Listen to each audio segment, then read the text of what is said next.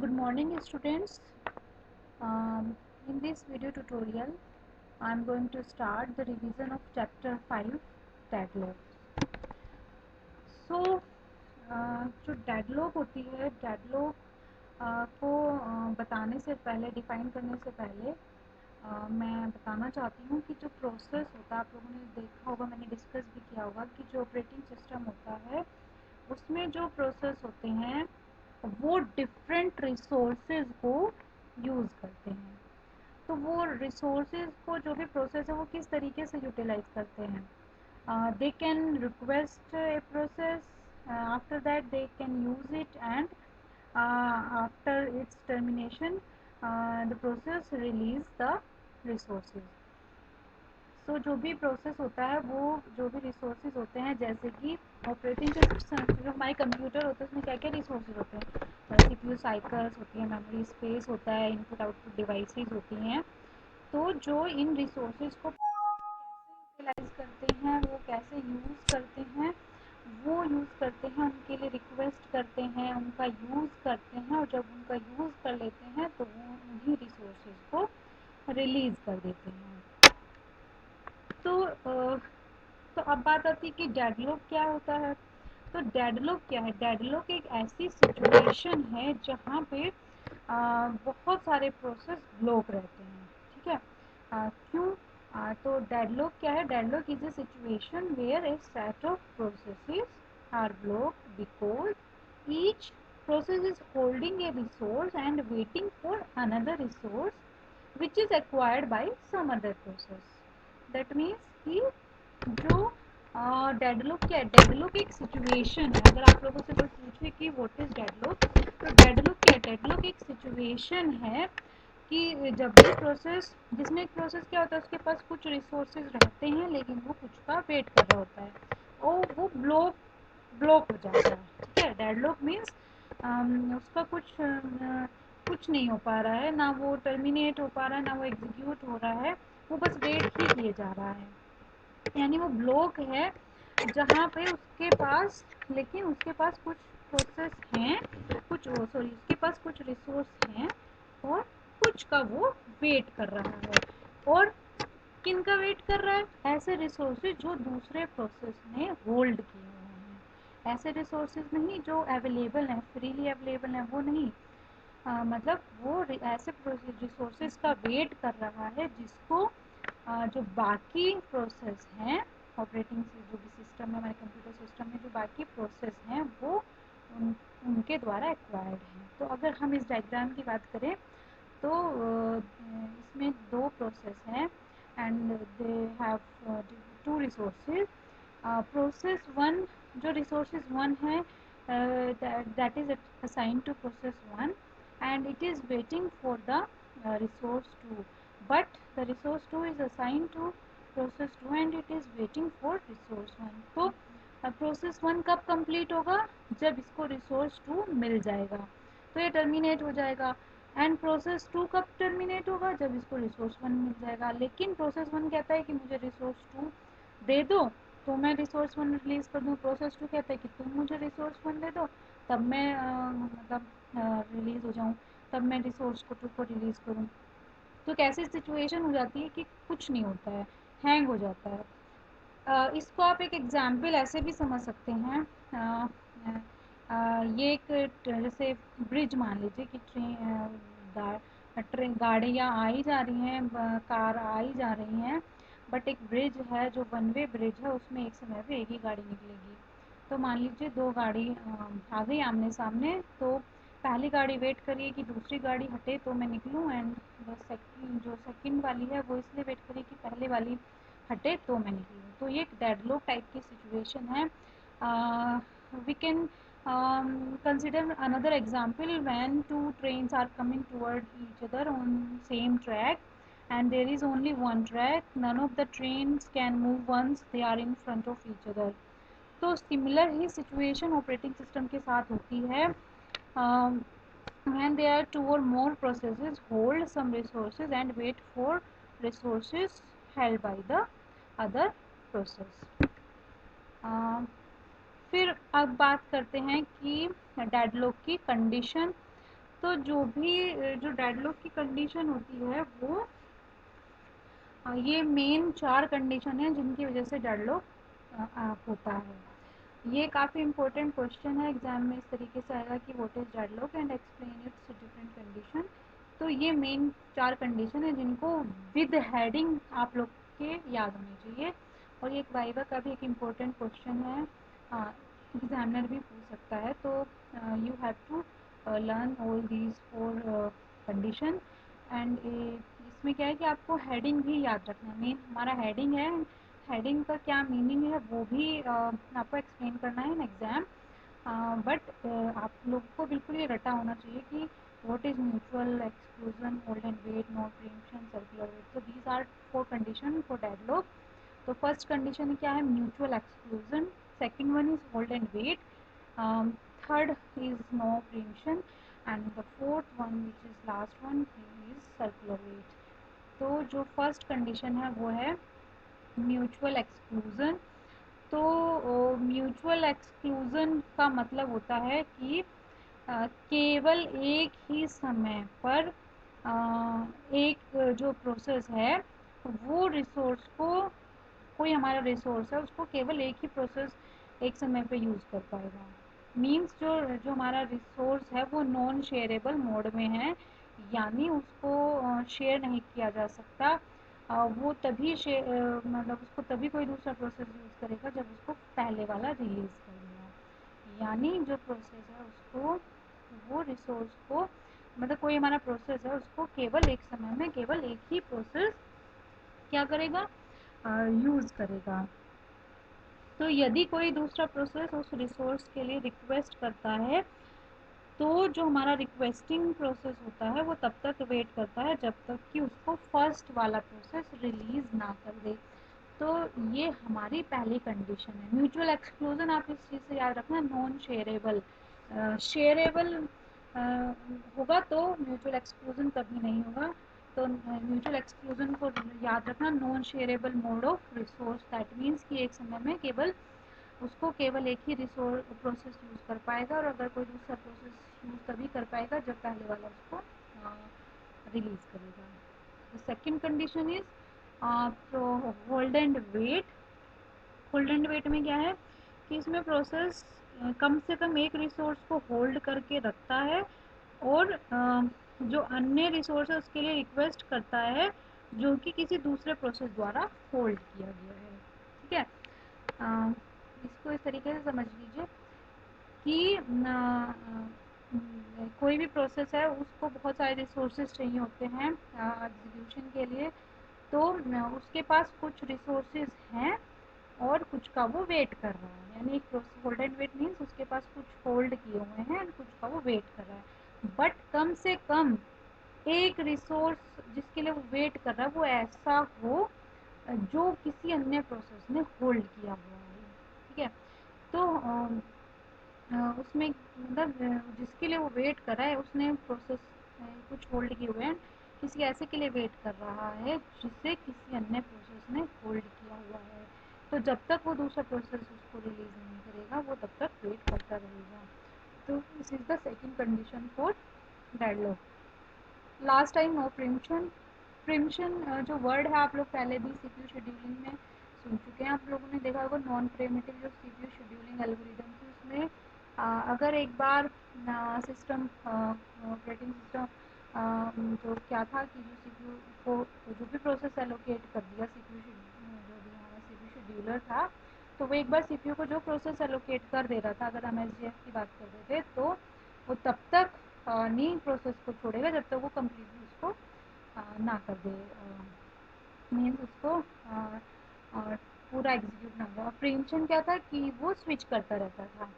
अगर कोई शॉर्टेज जो फर्स्ट वाला आ गया बर्स्ट टाइम वाला तो वो स्विच कर जाएगा, अगर कोई हायर प्रायोरिटी वाला आ गया तो वो स्विच कर जाता था। तो प्रीम्पशन के केस में स्विच कर जाएगा CPU, but in case of non प्रीम्पशन वो स्विच नहीं करेगा। वो सीपीयू तब तक प्रोसेस को नहीं छोड़ेगा जब तक कि वो उसको कम्प्लीटली एग्जीक्यूट ना कर दे। तो this is the third condition कि रिसोर्स प्रीम्प्ट ना होते हों, यानी प्रोसेस किसी रिसोर्स को तब तक रिलीज नहीं करेगा जब तक उसका टास्क फिनिश ना हो जाए। ठीक है, अब नेक्स्ट जो फोर्थ कंडीशन है वो हमारी है सर्कुलर वेट। तो सर्कुलर वेट के लिए सबसे पहले आप लोग, जैसे आप लोगों ने देखा वो सर्कुलर वेट क्या है, जैसे नाम से ही पता लग रहा है कि ये सर्किल टाइप का कुछ है। तो सर्किल क्या होता है, जहाँ से स्टार्ट होता है फिर एंड भी वहीं पे होता है। तो आप लोग इसे सर्किल की तरह बना लेना, चाहे तो बना लेना। तो जिसमें क्या है कि जो फर्स्ट हमारा प्रोसेस अगर P0 से अगर हम स्टार्ट करें तो ख़त्म भी हमारा P0 पे ही होगा। ठीक है, तो सर्कुलर क्यों होती थी, तो उसी तरीके से जो फर्स्ट प्रोसेस है वो P0 है, और तो वो किसके लिए रिक्वेस्ट करता है, ऐसे प्रोसेस के लिए, रिसोर्स के लिए रिक्वेस्ट करता है, वेट कर रहा है ऐसे रिसोर्सेज के लिए जो P1 के पास P1 ने होल्ड किए हुए हैं। P1 ऐसे रिसोर्स के लिए वेट कर रहा है जो P2 ने होल्ड किए हुए हैं। P3 ऐसे के लिए वेट कर रहा है जो P4 ने होल्ड किए हुए हैं। सिमिलरली ऐसे ही करते करते करते जो लास्ट वाला है, जो Pn माइनस लास्ट से पहले वाला, वो ऐसे रिसोर्स के लिए वेट कर रहा है जो Pn ने के पास है, and Pn is waiting for a resource that is held by P0। तो एक सर्कुलर टाइप का बन गया कि सब एक दूसरे के लिए वेट कर रहे हैं, और अगर सर्कुलर वेट ना हो तो रिसोर्स जो डेडलॉक है वो नहीं होगा। तो ये चार कंडीशन है डेडलॉक की जो काफ़ी इम्पोर्टेंट है, तो ये आप लोग को याद होनी चाहिए। तो ये देखिए, ये हमारा first one which is mutual exclusion. तो प्रोसेस के पास एक रिसोर्स है एंड वो उसको एलोकेटेड है, बट वो वेट कर रहा है किसी ऐसे रिसोर्स का जो दूसरे प्रोसेस ने होल्ड किया हुआ है। दूसरे प्रोसेस रिक्वेस्ट ऐसे कि जो दूसरे के पास है। होल्ड एंड वेट, देखिए रिसोर्स वन प्रोसेस वन को मिला हुआ है, एंड जो प्रोसेस टू है, प्रोसेस टू की बात करें उसके पास दो रिसोर्स हैं, resource two and resource three. And ये रिक्वेस्ट किसके लिए कर रहा है, रिसोर्स वन के लिए कर रहा है which is allocated to the process one, and ये प्रोसेस टू इसके लिए रिक्वेस्ट कर रहा है। अगर रिसोर्स वन इसको मिल जाता तो ये प्रोसेस टू कंप्लीट हो जाता, और जब ये रिलीज़ करेगा तो प्रोसेस वन भी अपना टास्क कंप्लीट कर लेगा, बट ऐसा नहीं होगा, ये एक डेडलॉक की कंडीशन हो जाएगी। नो प्रीएम्पशन मीन्स कि जब तक कोई भी प्रोसेस तब तक रिसोर्स को नहीं रिलीज़ करेगा जब तक कि उसकी टास्क फिनिश नहीं हो जाती है। सर्कुलर वेट, इसमें सर्किल टाइप बना रहता है। आप अपने तरीके से डिफरेंट भी बना सकते हैं कि P0 P1 के लिए रिक्वेस्ट करा, P1 P2 के लिए, P2 P3 के लिए, and Pn minus one Pn के लिए, एंड Pn P0 के लिए वेट कर रहा है। तो इस तरीके से आप एक डायग्राम भी बना सकते हैं। अब कुछ मेथड होते हैं कि कैसे हम डेडलॉक को हैंडल करेंगे। तो they are three ways in operating system to handle the deadlock. तो फर्स्ट मेथड है कि हम डेडलॉक को प्रिवेंट करें या अवॉइड करें, यानी अगर डेडलॉक हो, मतलब डेडलॉक अगर हम प्रिवेंट कर लें या डेडलॉक को अवॉइड करें तो डेडलॉक नहीं होगा। द सेकेंड मेथड इज़ हम डेडलॉक अगर हो भी जाए इन केस तो डिटेक्ट कर लें एंड उससे रिकवरी कर लें, और थर्ड वन हम इग्नोर करें द प्रॉब्लम को ऑल टुगेदर। तो these are three methods, these are three ways to handle deadlock. तो अभी बात करते हैं रिसोर्स एलोकेशन ग्राफ की। रिसोर्स एलोकेशन ग्राफ, ये क्वेश्चन अगर अलग से पूछा जाएगा तो आप लोग बना देना, otherwise there is no need, because ये बाद में काम आएगा। ये हमारा जो डेडलॉक की जो बाद में लास्ट में चैप्टर जब होता है तब ये काम में आएगा। अदरवाइज अगर इनकेस सिर्फ डेडलॉक पूछा है तो you can write the definition of deadlock and all these four condition which I have discuss previously. तो जिसमें रिसोर्स एलोकेशन ग्राफ में क्या होगा, देखो जब भी हम ग्राफ की बात करते हैं तो ग्राफ में क्या होता है, एजेस होती हैं एंड वर्टेक्स होती हैं। तो वर्टेक्स जो होती हैं उसमें क्या होता है कि जो प्रोसेस होते हैं वो प्रोसेस का कॉम्बिनेशन होता है, मतलब उसमें सेट ऑफ प्रोसेस रहता है। किसी भी ग्राफ में वर्टेक्स रहेंगे और एज रहेंगे। तो जो रिसोर्स एलोकेशन ग्राफ की अगर बात करें तो उसमें जो वर्टेक्स हैं, जो हमारे नोड होते हैं वो सारे प्रोसेस होते हैं, एंड जो ब्रांचेज होती हैं, जो एजेस होती हैं वो हमारे रिसोर्सेज होती हैं। तो जो हमारी दो टाइप की एजेस होती हैं, एक रिक्वेस्ट एज और एक assignment edge. Request edge means process request कर रहा है किसके लिए, किसी पर्टिकुलर प्रोसेस के लिए, तो वो एज कहाँ से कहाँ तक रहेगी, process to resource. And the second edge is assignment edge. Assignment edge means जिसमें रिसोर्स किसको मिलेगा, प्रोसेस को मिलेगा, यानी वो प्रोसेस को असाइन हो गया है, तो वो एक एज रहेगी। तो दो टाइप की एज रहेंगी। तो देखिए प्रोसेस को हम रिप्रेजेंट करेंगे, ग्राफ की अगर बात करें तो एक छोटे से सर्किल से रिप्रेजेंट करेंगे। एंड अगर हम बात करें इंस्टेंसेस की, तो जितने जो इंस्टेंसेस अभी हैं, इंस्टेंसेस क्या होता है, जितने भी नंबर ऑफ रिसोर्सेज होते हैं वो इंस्टेंस कहलाते हैं। अगर 4 सीपीयू है तो वो 4 जो सीपीयू के 4 काउंटिंग, किसी भी रिसोर्स की काउंटिंग, अगर 4 प्रिंटर हैं तो वो यानी उसके 4 प्रिंटर अवेलेबल है, 4 रिसोर्स अवेलेबल हैं। तो इंस्टेंसेस इस तरीके से बोला जाता है कि जितने नंबर ऑफ रिसोर्सेज अवेलेबल हैं। तो इसको क्या है, अगर खाली एक ही रिसोर्स है तो हम एक स्क्वायर से रिप्रेजेंट करेंगे, बट जितने जितने उसके इंस्टांस यानी जितनी जितनी उसकी काउंटिंग या जितनी जितनी संख्या होती जाएंगी तो वो उसके अंदर हम बनाते चले जाएंगे। जैसे अगर वन इंस्टांस है यानी एक ही सीपीयू है तो एक स्मॉल स्क्वायर से रिप्रेजेंट करेंगे, बट अगर दो हैं तो छोटे से दो स्क्वायर बना देंगे उसके अंदर, 3 है तो 3 छोटे छोटे स्क्वायर बना देंगे, 4 है तो 4 छोटे छोटे स्क्वायर बने हैं, इस फिगर में दिखा हुआ है। रिक्वेस्ट एज है तो वो रिक्वेस्ट एज मैंने बताया था कि प्रोसेस रिक्वेस्ट करता है रिसोर्स के लिए, तो PI2RJ रहेगी। एंड जो असाइनमेंट एज है वो रिसोर्स टू प्रोसेस रहेगी। तो इस तरीके से हम रिप्रेजेंट करते हैं। तो ये एक एग्जाम्पल है जिसमें यहाँ पे देखिए छोटे डॉट सर्किल बने हुए हैं, but we can use square, जो हम हैं इनकी जगह स्क्वायर भी यूज कर सकते थे। तो देखिए रिसोर्स R2 के दो इंस्टेंस हैं यानी दो टाइप हैं, तो बता दिए कि दो हैं, उनमें से एक P1 को मिला हुआ है, एक P2 को। जो ये हमारे P1 और P2 ये सर्किल से रिप्रेजेंट किए हुए हैं छोटे छोटे। प्रोसेस P1 किसके लिए रिक्वेस्ट कर रहा है, असाइन। देखिए जो एज है ये डायरेक्टेड एज होती हैं, तो ये एज किसकी तरफ जा रही है, हैरो का जो पॉइंट है वो P1 की तरफ है, यानी R2 टू P1 यानी इसको असाइन हो चुका है। R2 P1 को भी असाइन है, R2 P2 के पास भी है, असाइनमेंट भी उसके पास है। P1 वेट कर रहा है किसके लिए, रिक्वेस्ट किसके लिए, क्या R1 के लिए। R1 से किसकी तरफ एज है, P2 की तरफ, यानी R1 किसको मिला हुआ है, P2 के पास R1 है, जिसकी तरफ एरो का निशान होगा यानी उसके पास वो है। P2 किसके लिए रिक्वेस्ट कर रहा है, R3 के लिए। R3 का केवल एक ही इंस्टेंस अवेलेबल है क्योंकि अंदर सिर्फ सिंगल डॉट लगी है। एंड जो R3 का जो सिंगल इंस्टेंस है वो किसके पास है, वो P3 के पास है। एंड जो हमारा जो R4 रिसोर्स है उसके 3 इंस्टेंस है, बट ना ही उसके लिए कोई रिक्वेस्ट कर रहा है और ना ही वो किसी को असाइन किया हुआ है। तो ये तो हमारा हो गया सिंपल रिसोर्स एलोकेशन ग्राफ। अगर बात कोई आपसे पूछे कि इस ग्राफ में क्या डेडलॉक है, तो हम कहेंगे इस ग्राफ में डेडलॉक नहीं है, बिकॉज P3 के पास केवल एक ही रिसोर्स है, P3 तो किसी के लिए रिक्वेस्ट नहीं कर रहा। तो जब P3 का टास्क जब नंबर आएगा P3 कम्प्लीटली एग्जीक्यूट होगा, क्योंकि उसको एक ही रिसोर्स चाहिए था, उसको वो मिला हुआ है ऑलरेडी।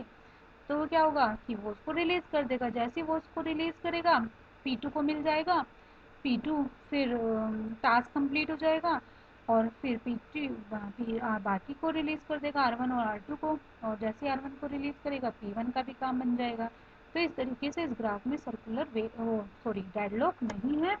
और अगर बात करते हैं कि नहीं भी अगर समझ में आ पा रहा है, तो देखिए इसमें कहीं भी साइकिल नहीं बनी है, साइकिल मतलब सर्किल टाइप का नहीं बना हुआ है, ठीक है। तो इसीलिए इस ग्राफ में डेडलॉक नहीं है। बट अगर इस सेकंड वाले ग्राफ की बात करें तो इसमें डेडलॉक है, बिकॉज यहाँ पे देखिए जो यहाँ पे देखिए यहाँ पे हमारा सर्किल नहीं बना है, क्योंकि ये ऐसे ऐसे है, लेकिन इधर नहीं है। अगर एरो का निशान इधर होता तो ये सर्किल बन जाता, बट ये यहाँ पे सर्किल नहीं है। सर्किल कहाँ पे, इस जगह सर्किल है, ये यहाँ से यहाँ यहाँ यहाँ यहाँ यहाँ पे इस जगह सर्किल बना हुआ है, यानी P3 के पास एक रिसोर्स था R3, but P3 is also waiting for R2, which is held by process P1 and P2. P1 तो रिलीज़ करेगा नहीं, क्योंकि उसको जब R1 मिलेगा वो तब रिलीज़ करेगा, और P2 कब रिलीज़ करेगा, जब उसको R3 मिलेगा वो तब रिलीज़ करेगा, और P3 कब रिलीज़ करेगा, जब उसको R2 मिलेगा। तो सब एक दूसरे के लिए वेट कर रहे हैं और कोई भी रिलीज़ नहीं कर रहा है। तो इस जो रिसोर्स एलोकेशन ग्राफ है इसमें हमारा डेडलॉक है। तो हम इस तरीके से बता सकते हैं कि डेडलॉक कैसे होता है। अब ये कि एक एग्जाम्पल और है कि ग्राफ में साइकिल है बट फिर भी डेडलॉक नहीं है। देखिए यहाँ पे साइकिल बनी हुई है, यहाँ साइकिल बनी हुई है। तो ये क्या है कि जो P1 है ये R1 के लिए वेट कर रहा है, P2 को क्या मिला हुआ है, R1 मिला हुआ है, P3 को मिला हुआ है, एंड ये R2 के लिए वेट कर रहा है, P4 को R2। तो इसमें यहाँ पे साइकिल है, बट देखिए P2 को जब R1 सिर्फ एक ही रिसोर्स मिला हुआ है, वो उसको जब काम कंप्लीट होगा वो उसको रिलीज़ कर देगा। तो अगर वो उसको रिलीज़ कर देगा तो P1 को मिल जाएगा, P1 का काम कंप्लीट हो जाएगा। या यहाँ पे भी देख लीजिए P4 को R2 मिलेगा, तो जैसे ही मिलेगा वो उसको रिलीज़ कर देगा तो P3 को मिल जाएगा। तो इसमें डेड साइकिल है बट इसमें डेडलॉक नहीं है। तो आप लोग अगर रिसोर्स एलोकेशन ग्राफ के बारे में आगे इंटरेस्ट कि what is resource allocation graph, तो आप लोग इस तरीके से कि वर्टेक्स और एजेस का कॉम्बिनेशन होता है, प्रोसेस का सेट होता है, रिसोर्सेज का सेट होता है, दो एजेस होती हैं। इस तरीके से बता के एक दो फिगर आप अच्छे से बता के आप लोग एक्सप्लेन कर सकते हैं, थोड़ा सा डेडलॉक की डेफिनेशन भी एक्सप्लेन कर सकते हैं।